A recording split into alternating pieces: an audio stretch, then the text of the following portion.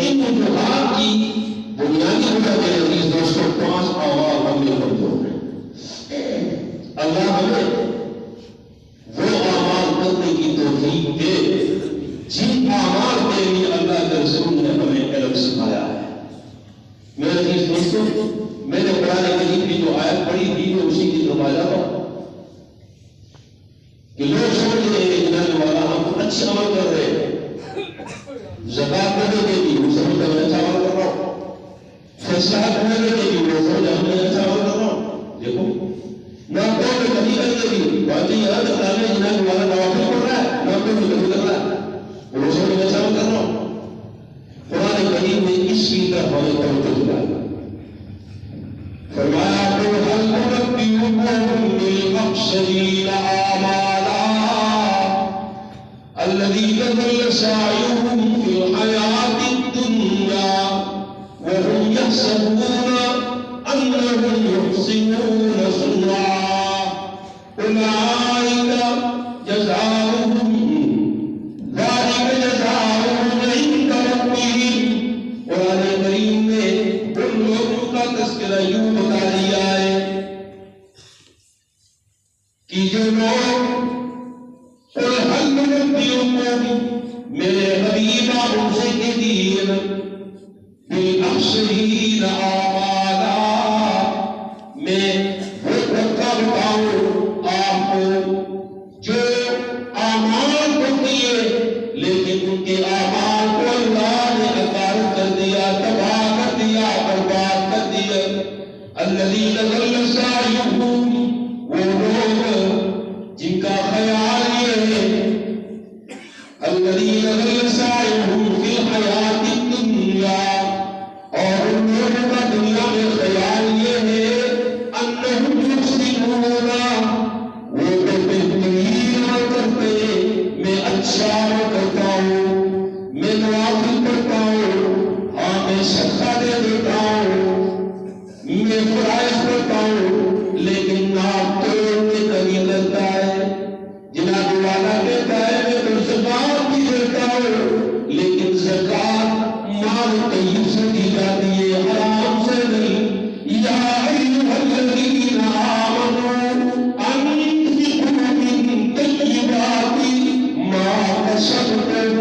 اللہ بھی پاک ہے اللہ پاک ہے اللہ کا رسول بھی پاک ہے اور اللہ پاک مال کو قبول کرتا ہے نہ پاک مال کو قبول نہیں کرتا. یا ایھا الذین آمنوا انفقوا من طیبات ما کسبتم.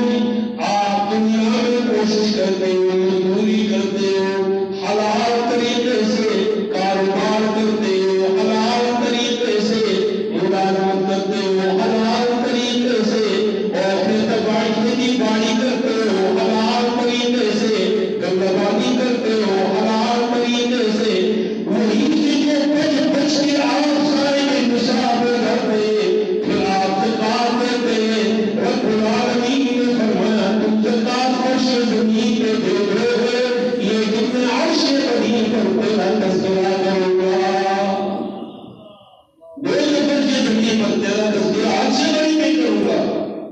انفقوا من طیبات ما کسبتم پاک مال سے زکات دو گے. تفسیر مظہری والے نے لکھا ہے عجیب بات لکھی ہے مفسرین نے. ایک آدمی کہتا ہے میرے پاس بہت سارا مال ہے میں زکات بھی دے دیتا ہوں.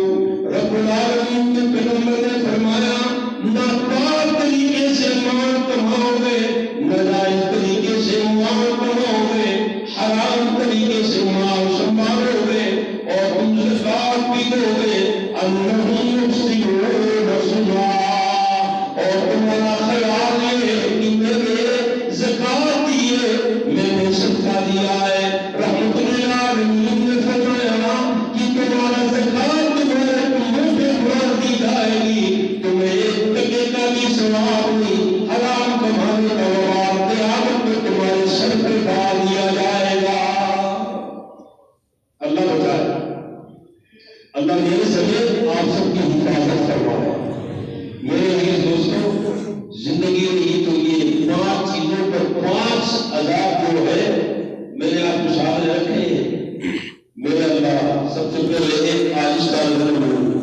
رشتہ میں ہوئے خدا ابھی تک تم نے محفوظ رکھا ہے، زندگی کی آخری سانس تک حرام سے ہماری حفاظت فرما۔ میرے سمیت آپ سب کے اللہ حفاظت فرمائے۔ اور اس کے بعد اگلے جمعے میں اس کی تھوڑی سی تفصیل ہے، وہ آپ کے سامنے عرض کر دوں گا۔ اللہ مجھے اور آپ کو اللہ کی توفیق عطا فرمائے۔ وآخر دعوانا